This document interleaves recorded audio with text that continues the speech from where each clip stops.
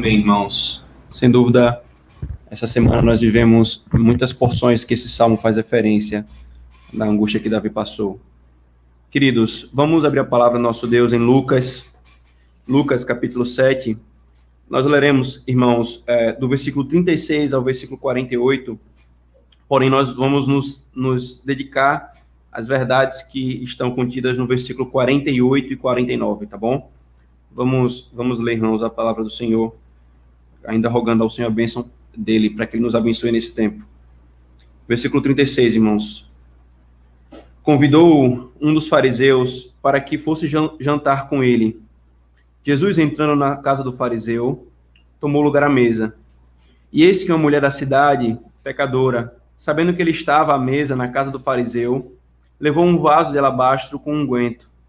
E estando por detrás, aos seus pés, chorando, regava-o com suas lágrimas e o enxugava com os próprios cabelos.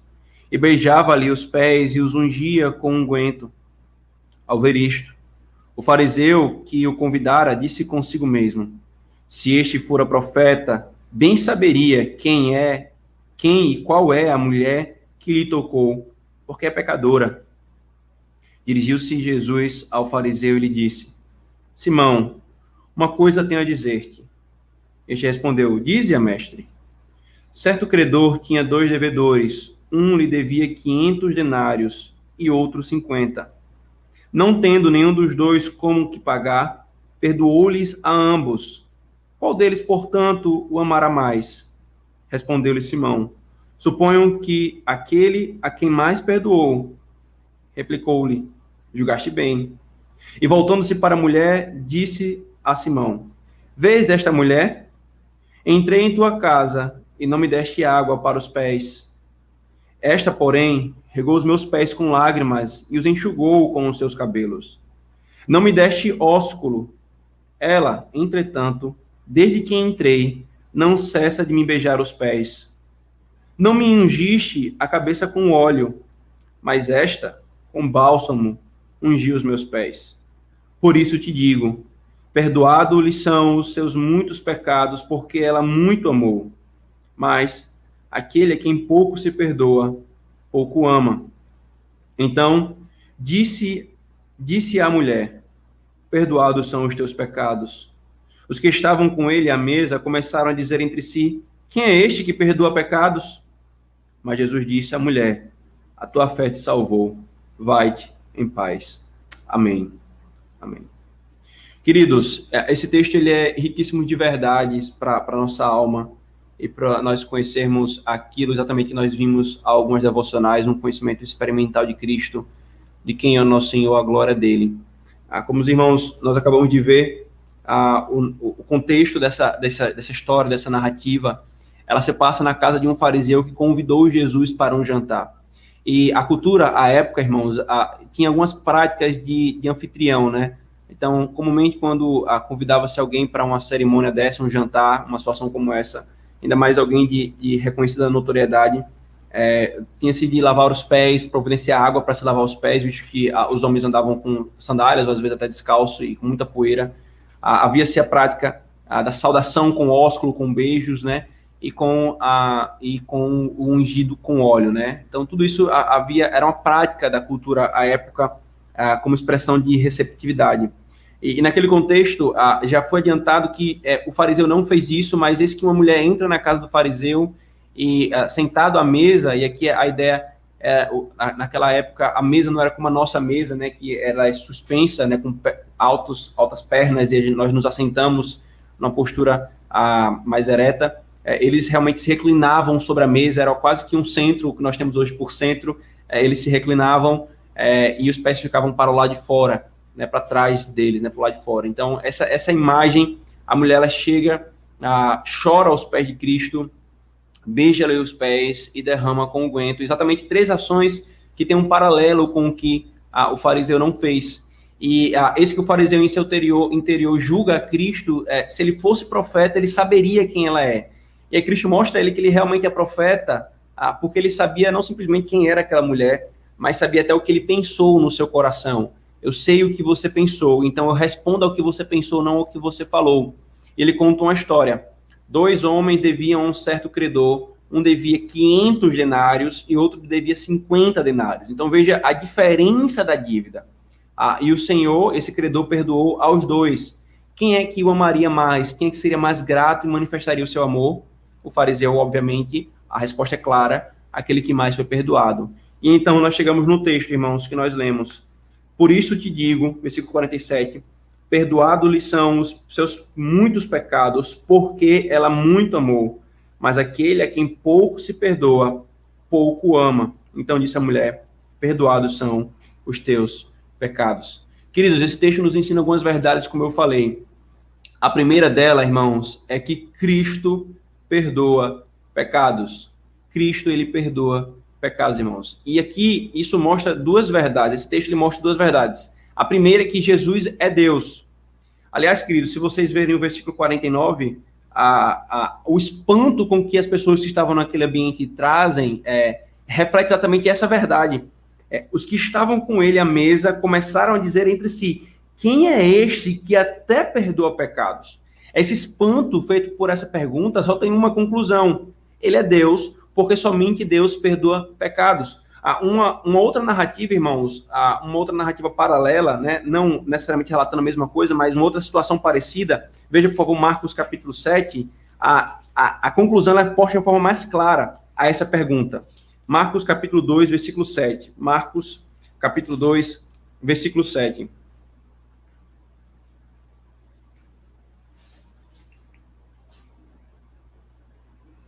Jesus, veja o versículo 5. Vendo-lhes a fé, Jesus disse ao paralítico, filho, os teus pecados estão perdoados. Mas alguns dos escribas estavam assentados ali e arrazoavam em seu coração. Por que ele fala deste modo? Isto é blasfêmia. Quem pode perdoar pecados senão que é Deus? Aqui a estrutura do pensamento é diferente. Enquanto em Lucas 7, que nós estamos meditando, há um espanto. Quem é esse que perdoa até pecados? E a conclusão é a mesma. Aqui há já um juízo com um pressuposto. Quem perdoa pecados é Deus. Isso é blasfêmia. Por que ele perdoa pecados? Ora, a cegueira dos judeus e dos fariseus é exatamente essa. Não perceber com os olhos da fé que estava diante deles o Deus encarnado, o próprio Jesus Cristo. Então, irmãos, a primeira verdade é Cristo perdoa, Jesus Cristo é Deus. Nós perdoamos, irmãos, os pecados uns dos outros quando nós somos objeto da ofensa, né? Então, alguém me ofende ou eu ofendo alguém, então nós perdoamos mutuamente um ao outro. E isso é uma ordenança, inclusive, irmãos. O Senhor nos ordena que nós devemos fazer isso. Porém, irmãos, perceba que sempre é um perdão relativo. É um perdão para essa vida, cujo efeito, além da piedade e da obediência ao Senhor, ele vai ser dado no relacionamento daqueles que estão envolvidos no perdão, no pedido de perdão e na recepção desse perdão. Então, é um perdão relativo. Todavia, irmãos, o único que pode perdoar absolutamente, o único cujo perdão tem valor eterno e efetivo diante dele mesmo, é Deus, queridos. E nesse sentido é que Cristo declara o perdão a essa mulher, irmãos. Cristo não foi um ser humano ofendido pelo pecado daquela mulher. Não. Cristo foi o Deus ofendido pelo pecado daquela mulher. E esse Deus perdoa a ela na condição de juiz. Eu te perdoo. E aqui, irmãos, fica claro, fica patente, por exemplo, dois grandes erros da nossa atualidade, né? O primeiro é o erro romanista, que confere aos sacerdotes o poder efetivo de perdoar. Olha, irmãos, Cristo conferiu à igreja a chave do reino dos céus, em que no exercício corporativo, no exercício do conselho como colegiado, há o tribunal de Cristo quando ele é estabelecido. Mas isso é muito diferente do que a igreja de Roma ensina, usurpando de Deus aquilo que pertence somente ao Senhor. Ela declara o perdão não como um poder ministerial, mas exatamente como um poder intrínseco a ela. E isso, sim, é blasfêmia, irmãos. Agora, o segundo erro, muito comum na nossa cultura humanista e gospel, é a ideia do auto-perdão. Alguém fala assim, você precisa se perdoar, né? O seu problema é que você ainda não se perdoou. Irmãos, auto-perdão não existe e não deve ser buscado, queridos. Tal perdão, irmãos, não serve de nada. Aqui, o problema que passa por esse tipo de tratativa de auto-perdão diz respeito à consciência, e isso é resolvido de outra forma, e não com auto-perdão. Esse auto-perdão, irmãos, é como pedir perdão, é como pedir para um criminoso se perdoar e se absolver quando o juiz justamente o condena. Não vale de nada esse auto-perdão. Se ele é culpado e o juiz não o absolver, e se o juiz o condenar, não adianta o auto-perdão. O auto-perdão numa situação como essa é auto-engano. Não serve de nada. Apenas um pode perdoar, irmãos, verdadeira, efetiva e absolutamente. E esse é Deus. E o texto nos mostra que Cristo Jesus é Deus. Essa é uma primeira verdade, irmãos, nesse primeiro momento. Ainda nesse primeiro momento, há uma outra verdade que responde a esse erro do auto-perdão, que nos ensina o seguinte, irmãos. Quando alguém ou algum pecado é perdoado por Cristo, é real e efetivamente perdoado. Quando alguém ou algum pecado é perdoado por Cristo, irmãos, esse alguém ou esse pecado é real e efetivamente perdoado. Cristo diz, irmãos, a essa mulher, perdoados são os teus pecados, versículo 48. Perdoados são os seus pecados. O tempo verbal, irmãos, que Cristo usa aqui, no relato de Lucas, que nosso Senhor usa, é um tempo chamado perfeito no grego, né? Um tempo perfeito. A ideia desse tempo, irmãos, é descrever um evento completo no passado que tem efeitos no presente, no momento que aquele fala. Então, é descrever o estado presente de uma ação passada. Cristo perdoou os pecados daquela mulher. E isso vai trazer consequências que nós vamos ver agora aqui no texto. Ou seja, Cristo perdoou os pecados dela, eles ainda estavam perdoados, e isso deveria trazer um efeito presente que nós vamos ver, que é mais amor. Ou seja, irmãos, quando Cristo perdoa um homem, um ser humano, um homem, uma mulher, um pecador arrependido, quando Cristo perdoa, irmãos, está perdoado. O problema do auto-perdão é colocar referência em si mesmo, quando se anula e se esquece do perdão do juiz. Mas nós não resolvemos a nossa consciência dessa forma. Se a nossa consciência nos acusa, se ela pode ser classificada como uma consciência culpada, o caminho não é auto-perdão ou auto-indulgência. O caminho é tomar efetiva posse do perdão efetivo de Cristo.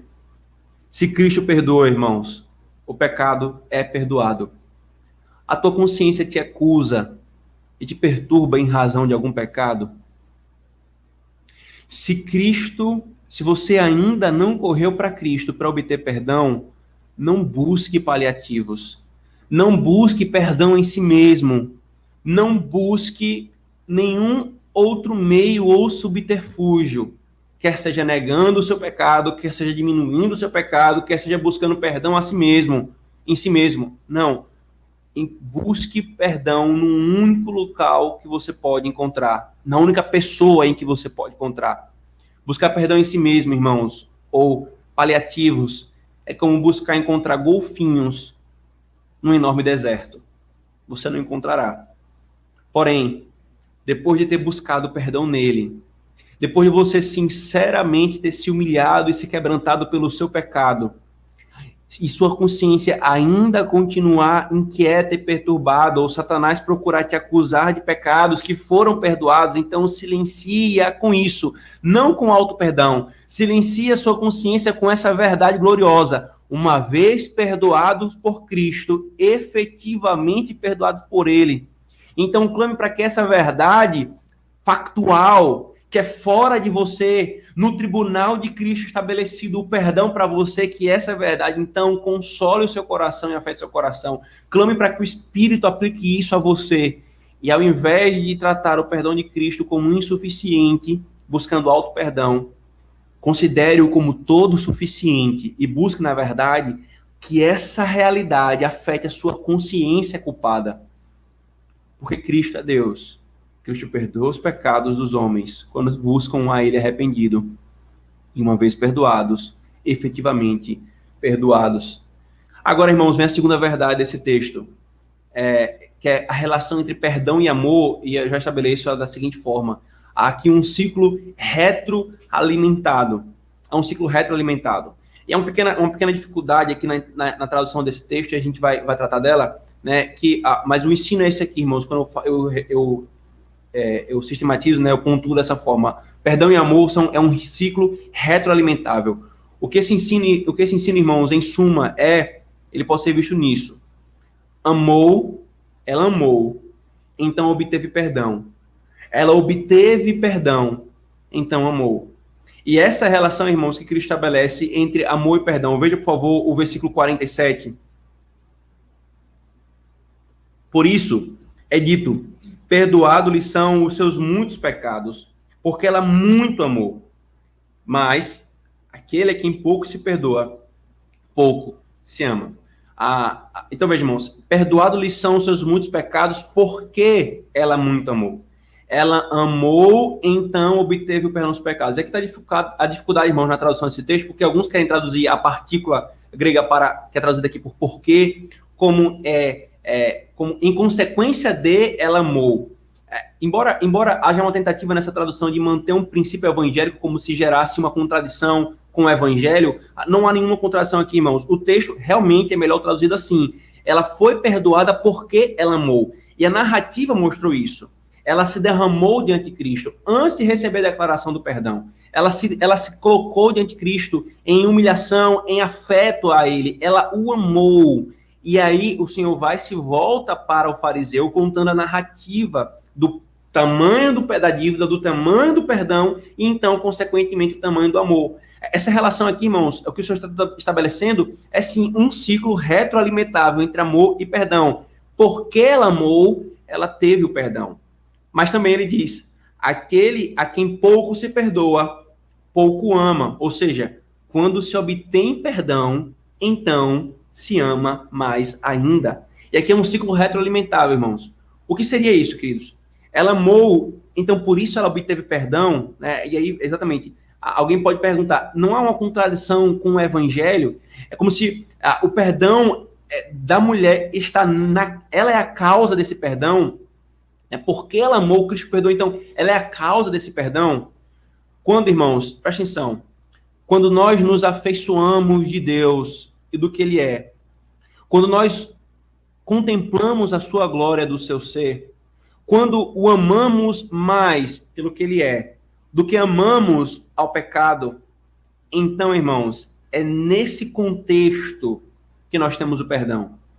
Não há perdão, irmãos, sem primeiro existir amor, sem primeiro existir um movimento do coração para Deus, um movimento de quebrantamento. Não há perdão sem arrependimento, e arrependimento e quebrantamento são manifestações de amor para com o Senhor. E isso só existe quando nós nos afeiçoamos dele, quando nós o amamos. Nesse sentido, irmãos, o amor a Cristo é o princípio do perdão. Porém, queridos, para que ninguém pense que efetivamente o nosso amor, que é tomado aqui como o princípio do perdão, é a causa primeira, ou a causa primária, e por trás, a causa base de tudo para o perdão, para que ninguém se engane, pensando que isso aqui ensina um legalismo, eu faço algo para que eu receba do Senhor. 1 João, capítulo 4, versículo 19, veja o que esse texto diz. Nós amamos porque ele nos amou primeiro. Ou então, porque Deus amou o mundo de tal maneira, ele deu o seu Filho. Querido, o que a Escritura extensivamente nos ensina? Qualquer amor para com Deus que surja em nós, veja, nós que somos aqueles que por si só o odiavam, nós que por si só, por nós mesmos, jamais o amaríamos. Qualquer amor que exista, irmãos, começou primeiro nele. Sim, irmãos, somos perdoados porque nós o amamos. Mas nós só o amamos porque ele nos amou primeiro. Ou seja, perdão e o seu pré-requisito, arrependimento, fé, quebrantamento. Essas coisas, arrependimento, fé, quebrantamento, só existe porque elas nos são dadas pelo amor de Deus. Deus nos ama, então nós a recebemos. Deus nos ama, então nós amamos. E em amando, nós recebemos o seu perdão. Quanto mais perdão recebido, irmãos, aqui ele mostra o efeito voltando, né? Então, essa é a primeira verdade. O amor a Cristo gera perdão dele para conosco. Mas também ele mostra os efeitos desse ciclo voltando. Então, está estabelecido aqui a verdade, irmãos. Amor, sim, recebe, tem como retorno. Quanto mais o amamos, mais recebemos dele perdão. Mas nós só o amamos porque ele amou primeiro. Então, a razão primária de tudo isso não está em nós, está nele. Mas ele vai e nos mostra o efeito voltando desse amor dado a ele, desse perdão recebido por ele. Aquele a quem pouco se perdoa, ele diz no versículo 47, na parte B, pouco ama. E aí, lógico, é claramente deduzido, a implicação é clara. Aquele, então, que muito é perdoado, muito ama. Quem pouco é perdoado, pouco ama. Quem muito é perdoado, muito ama. Ou seja, irmãos, quanto mais perdão recebido, mais amor sentido e manifestado a ele. Amar a Cristo, irmãos, mais do que o pecado, é tanto o princípio quanto a consequência do perdão. Ninguém que ama o pecado mais do que é Cristo, recebe de Cristo o perdão. Quem recebe de Cristo o perdão, ama mais a Cristo do que os seus próprios pecados. E nesse ciclo vicioso, um estopim precisou ser dado. E esse estopim não está em nós. Esse estopim está nele. Ele nos amou. E então nós, arrebatados por esse amor, não temos outra coisa senão o amar de volta. E nesse amor que é dado de volta, que foi recebido dele em nós, então é nesse ambiente de amor entre nós e a Trindade é que é dado a dádiva do perdão. E uma vez dado o perdão, vem então mais amor, e mais perdão, e mais amor. E é um ciclo sem fim, irmãos. É um ciclo sem fim. Se você tem sido perdoado, a pergunta é, você tem um amado mais por isso? Tem visto o perdão dele de uma forma trivial e formal, como quem simplesmente pede perdão, Senhor, perdoa os meus pecados, e não tem nenhuma consciência dos pecados, e muito menos um afeto aumentado em direção ao Senhor? Você é conduzido em mais amor por ele? Isso é uma grande evidência de que houve perdão, irmãos. Isso é uma grande evidência de que nós realmente sabemos o que é o nosso pecado, a grandeza dele, o tamanho da sua odiosidade e o tamanho do perdão do nosso Deus. É nós amarmos mais. Mas se nós continuamos insensíveis a ele, indiferentes a ele, essa é uma grande evidência, irmão, de que provavelmente nós não experimentamos o perdão. Queridos, amor e perdão são inseparáveis. Contemple mais a Cristo. Ame mais a Cristo. E mais perdão você receberá. Receba mais perdão de Cristo. E mais amor você terá por ele. E mais amor você terá por ele. Então vem o terceiro ponto, irmão, que nos ensina esse texto. Que nós podemos resumir assim. A consciência do pecado em tudo isso. Em tudo isso, irmãos, nós percebemos a importância do que é chamado de consciência do pecado e, consequentemente, a importância de algo que extensivamente eu tenho ensinado para a igreja. Nós temos alertado a igreja a importância dessa prática piedosa, que é o autoexame, é sondar o próprio coração. Em nosso mundo gospel atual, irmãos, odeia-se isso. Odeia-se a consciência do pecado. Não importa se isso é entre liberais, entre místicos, entre emergentes, faz-se de tudo para não se falar do pecado, muito menos ter consciência do pecado. Muitos acham que ter consciência do pecado é anti-evangélico, é anti-evangelho. Não, irmãos. Irmãos aqui da igreja, certa vez me relataram que há outras igrejas aqui em nossa cidade, na qual durante todo o culto, em muitos cultos, não se ouviu a palavra pecado. Eu lembro-me que quando mais novo, né, no final da minha adolescência, eu fui repreendido por um presbiteriano místico, porque no evangelismo eu falava de pecado, como se não devesse falar sobre isso. Olha, irmãos, esses querem fazer as pessoas amarem a Cristo, verem a glória de Cristo, eles querem falar de perdão sem falar de pecado. Irmãos, Cristo nos mostra nesse texto exatamente o contrário disso. É impossível esse tipo de estrutura. Na verdade, ela é indevida. Essa postura, sim, é anti-evangélica, é anti-evangelho. Diferentemente desse, irmãos, Cristo ele não minimiza o pecado da mulher.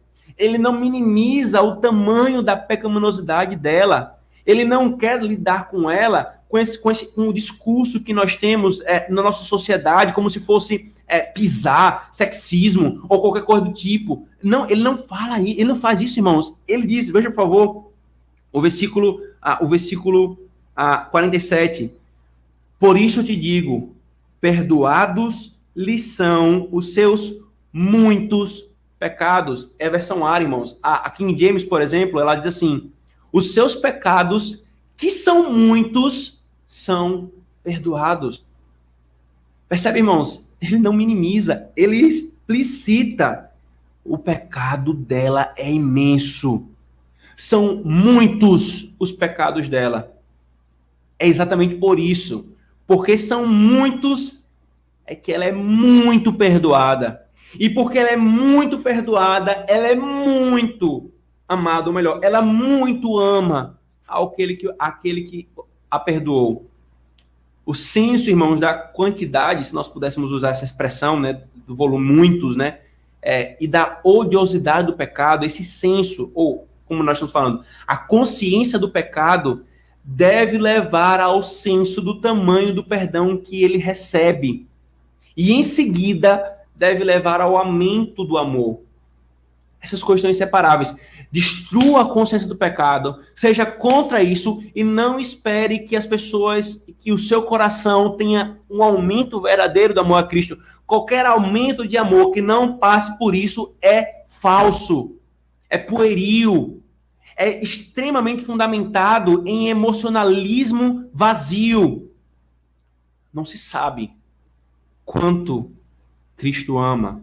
Não se o ama mais se não tiver consciência do que nós fomos livrados. A consciência do pecado, irmãos, é fundamental em todo esse processo. Por isso, eu também diria, porém, atente para isso. Consciência de pecado sem amor leva ao desespero, ao desânimo e ao afastamento de Deus. Isso aqui é quando a pessoa se aproxima da lei do Senhor e apenas só vê os seus pecados e não vê a Cristo. Não se aproxima, não tem a consciência do pecado sem o amor pelo Senhor. Antes, essa consciência não gera amor, mas medo pecaminoso. E é por isso que os puritanos costumavam dizer, para cada olhada que você der para si mesmo, para cada consciência do pecado aumentada e percebida em você, olhe 10 vezes para Cristo. Porque a consciência do pecado sem amor leva ao desespero. Lidar com a lei sem Cristo leva ao afastamento de Deus. Consciência de pecado sem amor não é o que Cristo quer.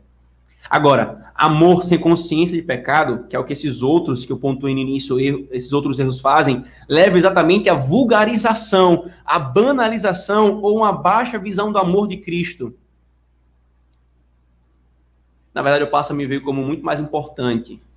E eu passo a achar que Cristo me ama porque realmente eu sou muito especial. Ora, quantas não são as músicas evangélicas que cantam exatamente isso, irmãos?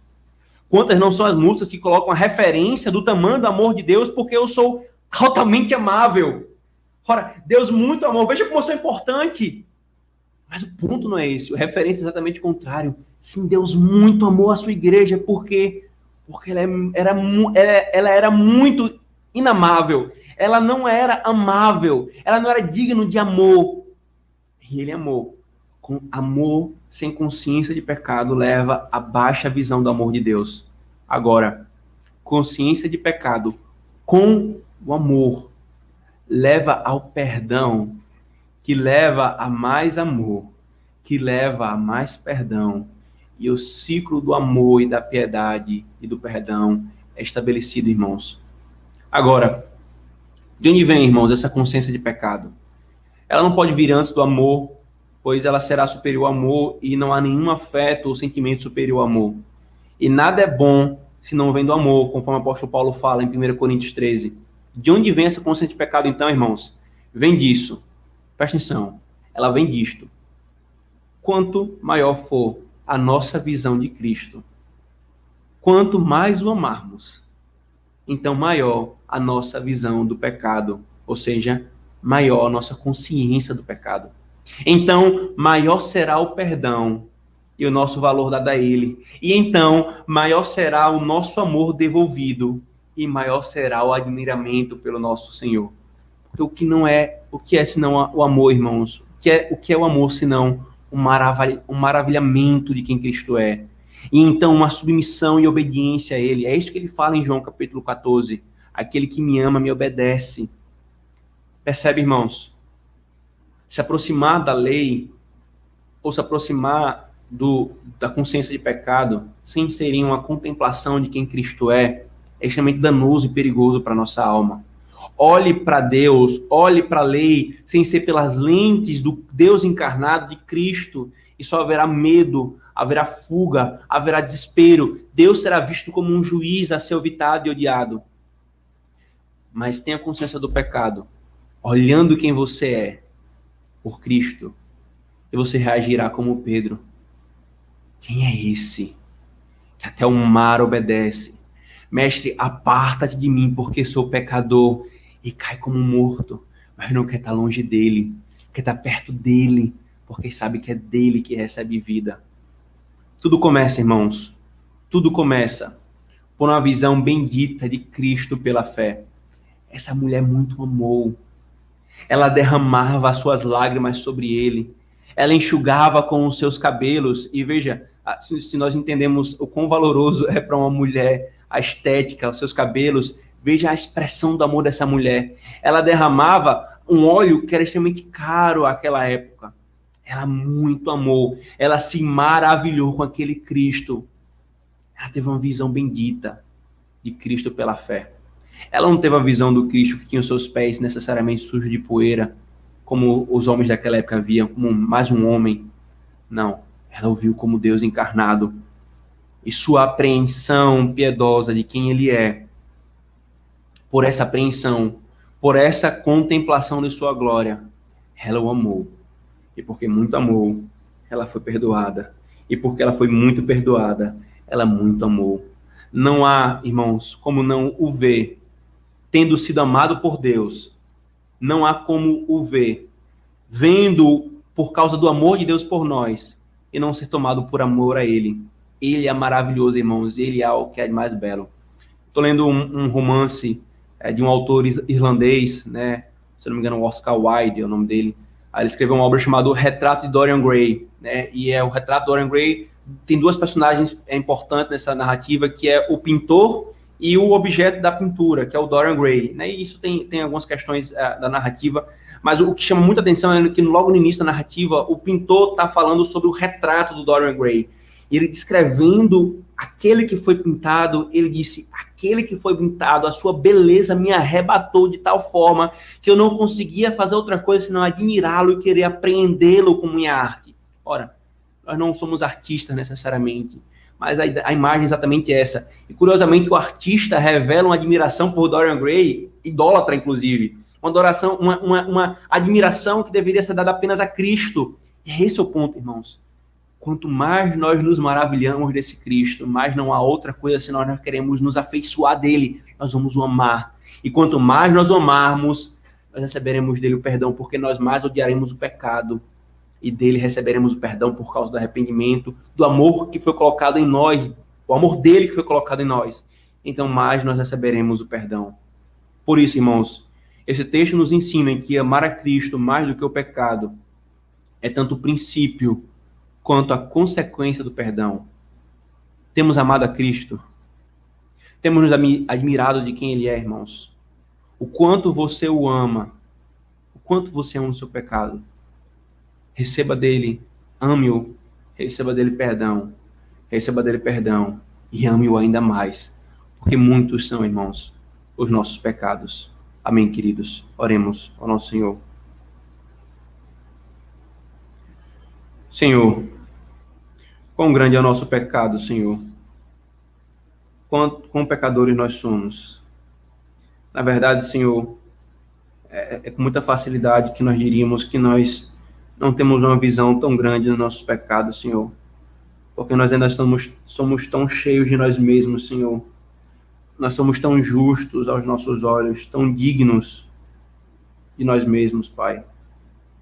E como isso nos afasta de amar o Senhor ainda mais, que nós temos plena ciência de que o Teu perdão é algo enorme, e de que o amor que nós devemos devotar ao Senhor deve ser algo sem precedente, Senhor. Mas nós ainda assim, muitas vezes, amamos mais a criatura do que o Criador, Senhor.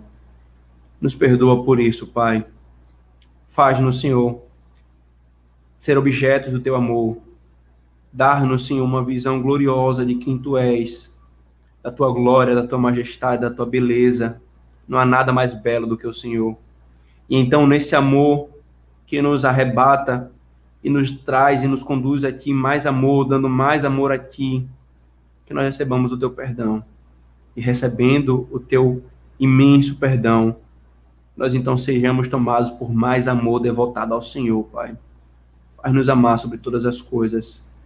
Dar-nos, Senhor, a consciência do nosso pecado, a consciência do pecado evangélica, para que então nós sejamos conduzidos ao Senhor. Tem misericórdia de nós mesmos e do nosso auto-engano, Pai. Faz em nós, Senhor. Faz em nós o que nós não podemos fazer em nós mesmos e nem em um nos outros. Nos abençoa. Em nome de Jesus nós oramos. Amém.